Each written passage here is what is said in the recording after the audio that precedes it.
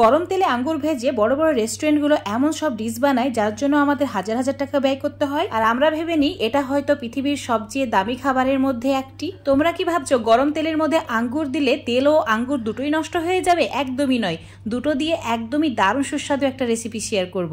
এটা আমরা অনেক দাম দিয়ে কিন্তু কিনে খাই। তো প্রথমে আঙ্গুরটা হালকা হলুদ হওয়া পর্যন্ত ভেজে নিতে হবে। আঙ্গুর কিন্তু খুব বেশি ভাজা যাবে না, হালকা একটু হলুদ হলেই তুলে নিতে হবে আর ঠান্ডা জলের মধ্যে রেখে দিতে হবে। এবার আঙ্গুরগুলো জল দিয়ে ভালো করে পরিষ্কার করে ধুয়ে নিতে হবে।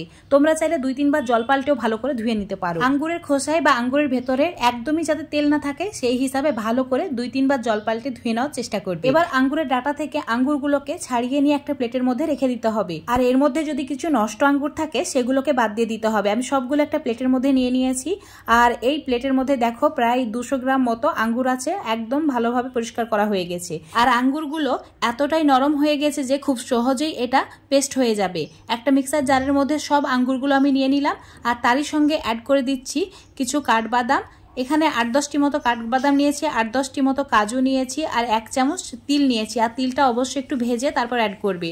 আর 3-4 চামচ মতো দুধ অ্যাড করে দিয়েছি। এবার ভালো করে পেস্ট করে নিতে হবে, একদম 1 মিনিট সময় ধরে ভালো করে পেস্ট করে নিতে হবে।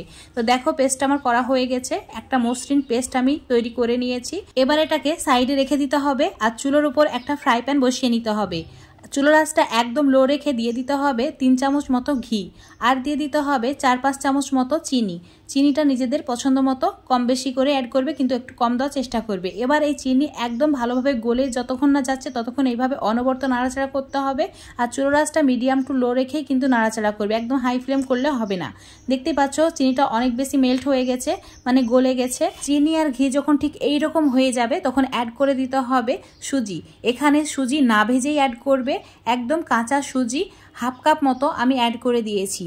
তারপর অনবরত এইভাবে নাড়াচাড়া করতে হবে যতক্ষণ না সুজির কালার হালকা লালচে হচ্ছে, মানে খুব পুড়িয়ে ফেললে হবে না, হালকা লালচে করে ভেজে নিতে হবে। তোমরা আবার ভেবে নিও না কেন এইসব নষ্ট করছি, একদমই নয়। বড় বড় হোটেল, রেস্টুরেন্ট, এমনকি 5 স্টার হোটেলগুলোতেও এইসব ডিজার্টগুলো তোমরা কোনোদিন কিনে খাবে না।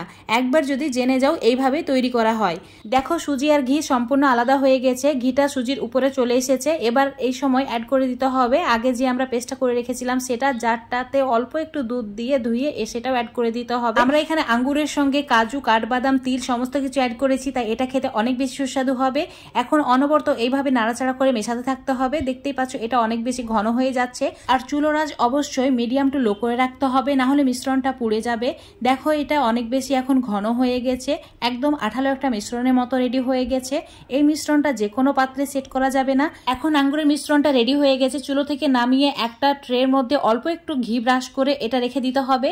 তারপর যে কোনো একটা হাতা বা খুন্তি দিয়ে এইভাবে সেট করে দিতে হবে। এটা এই সময় অনেক বেশি গরম থাকে, তাই হাত দিয়ে কখনো এটা সেট করার চেষ্টা করবে না, না হলে হাত পুড়ে যাবে। তাই হাতা বা খুন্তি বা চামচ দিয়ে এভাবে সেট করে নেবে আর চৌকো করে শেপ দিয়ে নেবে যাতে এটা দেখতে লোভনীয় হয়। এটা এখন অনেকটাই নরম, তাই এটাকে শক্ত করার জন্য ফ্রিজে রেখে দিতে হবে 1 ঘন্টা। 1 ঘন্টা পরে ঠিক এইরকম দেখতে হবে, অনেক বেশি শক্ত হয়ে যাবে তো ছুরি দিয়ে কেটে নিতে হবে। আর এইরকম চৌকো করেই কেটে নেবে।